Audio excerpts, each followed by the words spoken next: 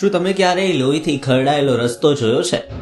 ના, તો આ લોહી નથી, પણ માસૂમ અને મૂંગા જીવોનું લોહી ન વહે તે માટેનો એક અનોખો પ્રયાસ છે.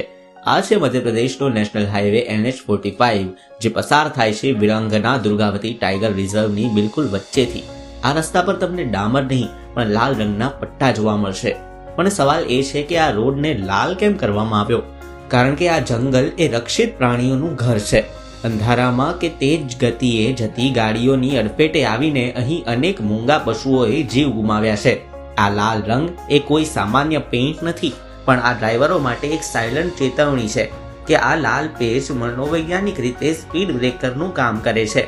લાલ રંગ જોતા જ ડ્રાઈવર સતર્ક થઈ જાય છે અને ગાડીની સ્પીડ ઘટે છે, અને રસ્તા પર અચાનક આવી ચડતા વાઘ, હરણ કે અન્ય પ્રાણીઓને બચવા માટે પૂરતો સમય મળી રહે છે. વિકાસ જરૂરી છે, પણ કોઈનો જીવ લઈને નહીં. મધ્યપ્રદેશ સરકારનો આ રેડ રોડ પ્રોજેક્ટ વન્યજીવોના રક્ષણ માટેની એક નવી આશા છે.